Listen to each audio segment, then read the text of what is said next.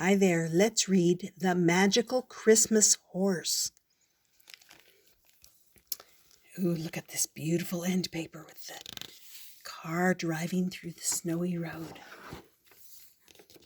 The Magical Christmas Horse. Beautiful paintings. The family was going to the farm for Christmas. It seemed to 8-year-old Johnny Alvern that as far back as he could remember, all he ever really wanted to do was return to the house where his father had been born. Johnny and his parents and little brother Liam lived in Scottsdale, Arizona, at the edge of the desert. Johnny's father was a famous painter, and people came from all over to buy his paintings of the desert. Everyone has a heart home, he had once told Johnny, and mine is here in the desert. But the pictures Johnny loved best were the ones his father had painted years ago of the big stone house where he had grown up. Johnny and his parents had visited Connecticut when he was 3 years old. Ever since, his grandparents had been spending the holidays with them in Arizona. Try as he would, the only thing Johnny could remember about being on the farm was riding on the beautiful wooden horse that one of his great-grandfathers had carved many, many years ago. His dad had told him that Johnny used to sit on the horse and pedal so fast that it was hard to keep up with him, and his grandfather had said it would always be Johnny's.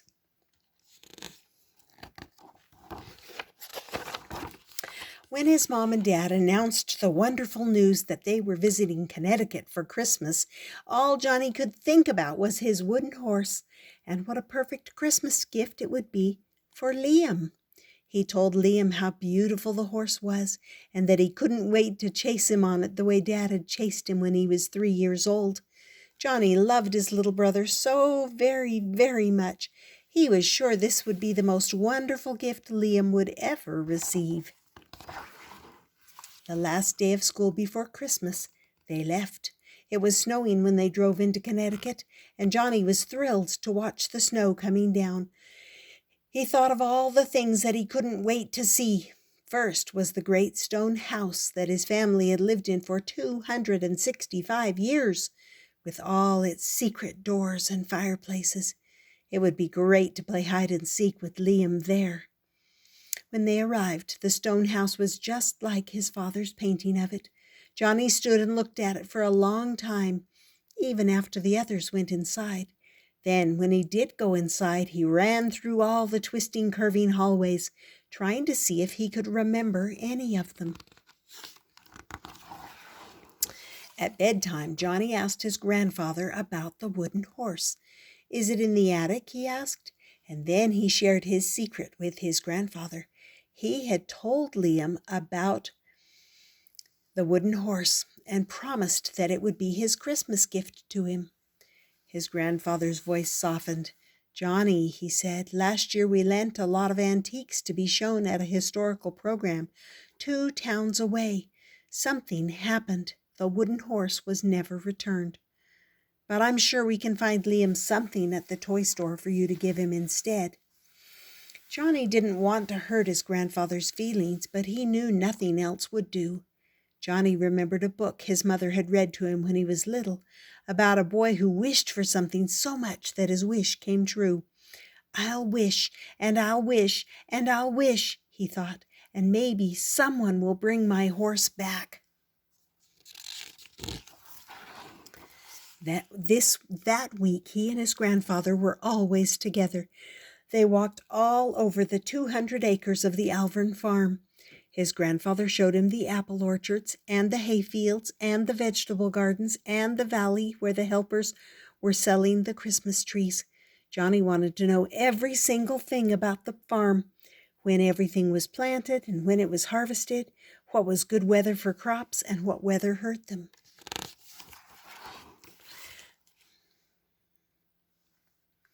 Three days before Christmas, while Johnny's mother and grandmother prepared for the holiday, letting Liam help them, his father was working around the house fixing things from a list Johnny's grandmother had given him. Liam told Johnny how happy he was that on Christmas Day the beautiful horse would be waiting for him. But despite all of Johnny's wishing, no one had called to say the horse had been found.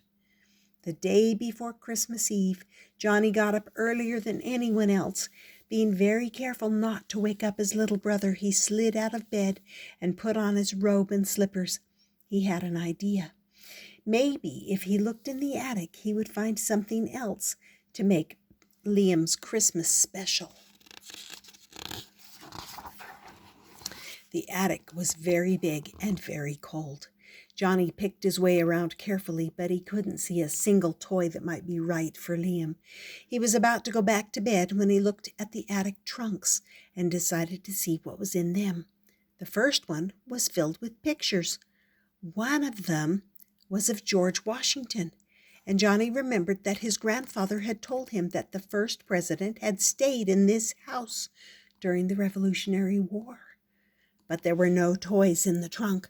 Making sure that nothing was disturbed, Johnny closed the trunk and went to another one. When he opened it, his mouth rounded into a big O. Inside was a military uniform like the ones he had seen in history books. He remembered that his grandfather's grandfather had been a military hero.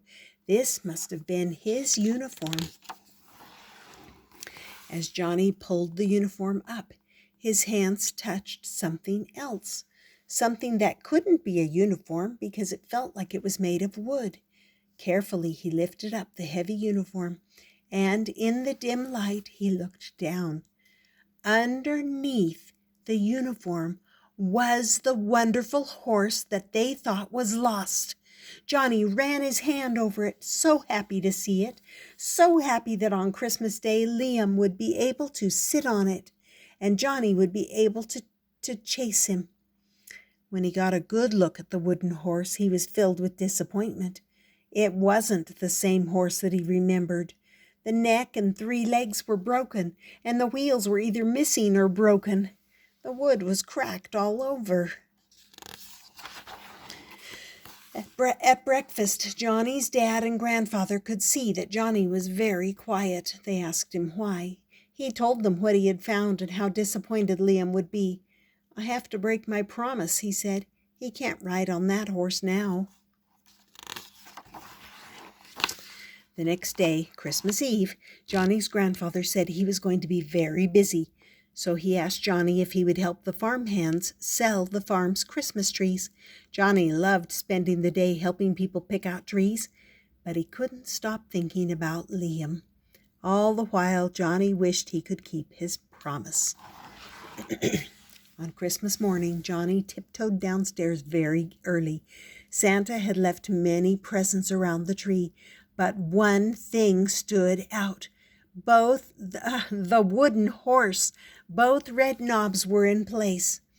As shiny as when Johnny was little, the horse's body was gleaming white, the cracked legs were fixed, and all the wheels were on the hooves.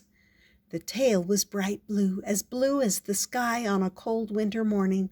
The reins were silver and had gleaming gold stars painted on them. It was just as he remembered it.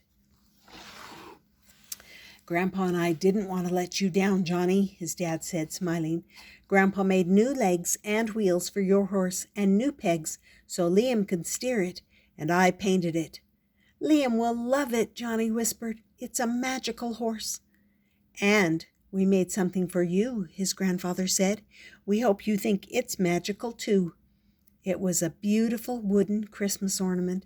The stone farmhouse was painted on it, and so were the fields and the woods and the barn. They were all covered with snow, just the way they were that Christmas morning. "Grandpa carved this, and I painted it for you to have when we go back home," his dad said. "If there's anything I'm sure of, it's that this is your heart home. We knew you'd be glad to have this reminder of it with you." "Yes," Johnny whispered. "Yes." He looked out the window at the snow falling on the trees and fences and fields. "When I grow up, I'm going to live here, always." At that very minute, they heard a squeal of delight. Liam was standing at the door of the living room. Without a word, he rushed across the carpet and climbed onto the horse. "Chase me, Johnny," he called. Johnny put his beautiful ornament on the mantel over the fireplace. Wishes do come true, he thought, especially Christmas wishes. And there's the farmhouse again. And that was called The Magical Christmas Horse. Did you like it? I did. I hope you enjoyed it and that you subscribe and come back often. Check out my Christmas playlist for more Christmas stories. And I'll see you next time on Stories with Grandma.